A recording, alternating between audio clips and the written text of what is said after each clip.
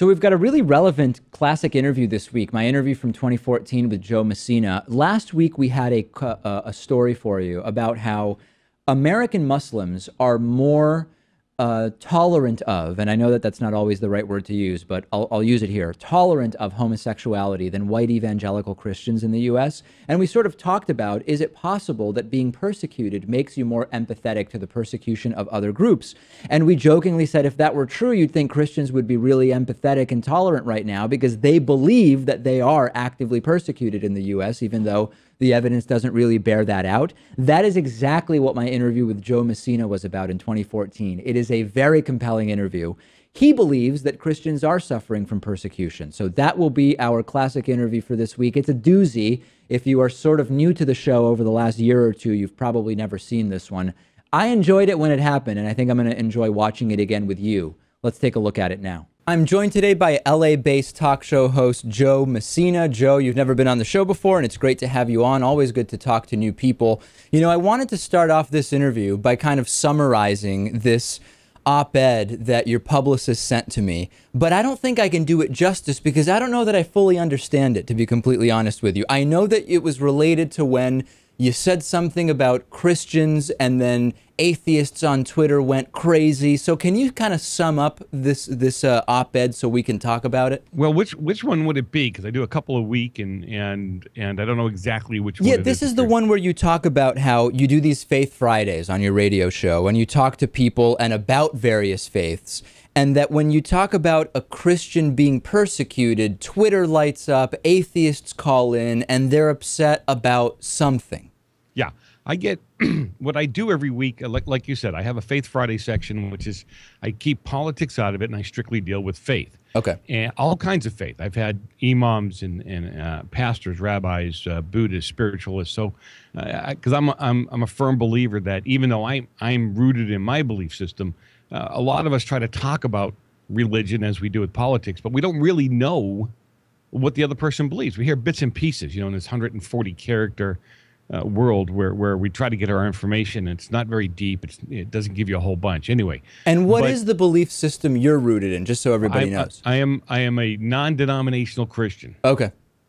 And so what happens is every time I talk about Christians being persecuted, not just Christians, religious people being persecuted, but Christians especially, the atheists get a little irritated with me. Okay. And if I poke at the atheists, and I don't mean that in a negative way, but in my estimation, in my humble opinion, atheism is a religion or a belief system, if you would, because you have a belief that nothing exists, or most do. I'm not going to paint them all because some will say to me, I'm not so sure there's a God. I don't really believe I mean, I think that I think this may be a separate argument, right? Atheism being a religion or not is something that I've talked about a lot on my program. It doesn't meet any of the real criteria of following dogmatic, sacred beliefs. It is a system of beliefs that prides itself on evidence over faith, but I don't think that makes it a religion. But that's a separate argument, I think. Sure, okay, I'll give you that. So what happened is, especially one day in particular, as I was talking about some of the problems that we've had where they want to put up religious things at Christmas time or other holidays during the year. We had a school that was lending itself out and had a cross put up there for the Easter celebration, and they went crazy. I got 44 calls in an hour. Yeah, most of them from atheists who were very upset that I would A, say it was a religion, that I would B, say that Christians were the only ones being persecuted. And my comment at that point in time was, well, wait a minute. When are you persecuted like Christians are on certain holidays, holy days, or whatever days you celebrate or don't celebrate? Right. And it drives them nuts. And I don't know why. I still say today, and I know it's kind of cliche-ish to say, why does something you don't believe in bother you so much? It doesn't bother me that you don't believe. I don't know that that's a good barometer because I interview extreme right-wing Christian guests all the time. And the mere mention from me that some of their beliefs may be completely unfounded beyond what is in the Bible, they get very offended with me. So I could make the same argument, right? If they are so secure in their beliefs, why do they fly off the handle when I question that? So I don't know that simply being upset at your beliefs being questioned is a sign that they are or aren't valid. but I agree with you. Okay. All right. Makes for bad radio. But hey, look, I am secure in my belief system, right? You can't do anything that's going to make me crazy. So what you're saying is there's no evidence you could be presented with that would make you change your beliefs. Nope.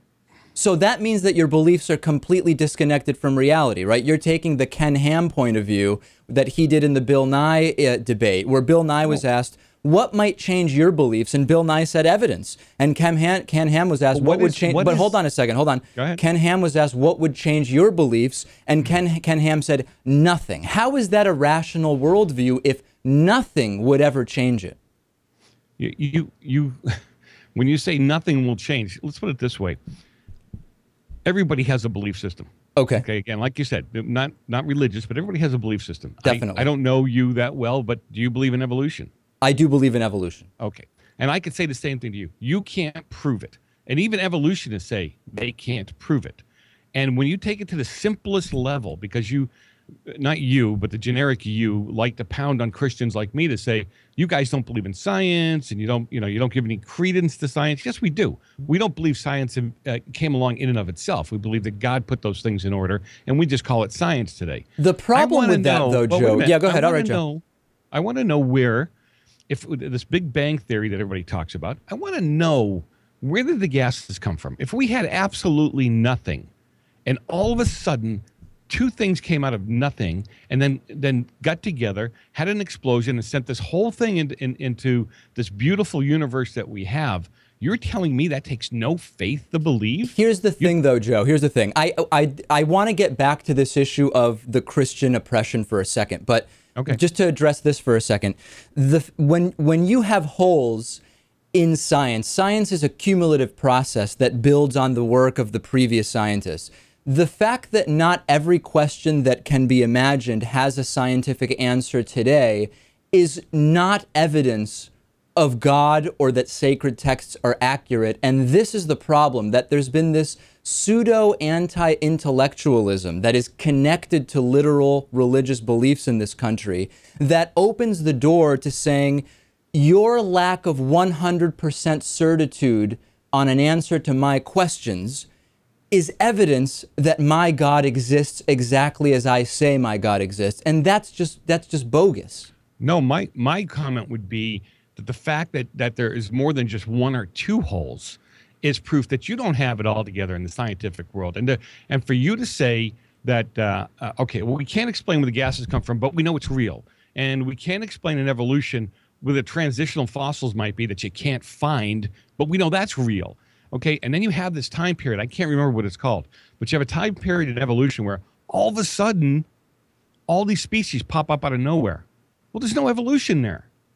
So to say that you've got proof and we have to teach this as reality, it holds the same water as me saying I'm going to teach God as reality. No, it's completely different. And you and I aren't going to agree on this, and I know that. But so what I want to get back to is this. The problem I think some atheists have with what you talked about earlier, which is talking about Christian oppression and Christians being discriminated against, is this. Do you think that discriminating against someone for being black, hypothetical, is exactly the same as someone whose religion tells them that black people are inferior to white people is discriminated against if it's not legal to have a sign on your door saying we don't serve black people? In other words, is anything under the guise of a religious belief valid and completely immune from criticism, or would you call it discrimination no matter what? Okay, if you want to get to the black and white thing, black person can't change their skin color any more than a gay person can change their sexual orientation. Well, that's a discussion for a different day. Okay? Again, that's not though, because there's no science at all that suggests anyone chooses to be gay. If we're talking about whether God exists or not, that's not the conversation today when we're talking about Christians being persecuted, but the gay issue is a conversation we can have today, right? So anyway, let's get back to a black person cannot change their skin color, all right? And as far as persecution goes toward blacks, I know what you're getting at, because I know other talk show hosts that have had me on and said the same thing.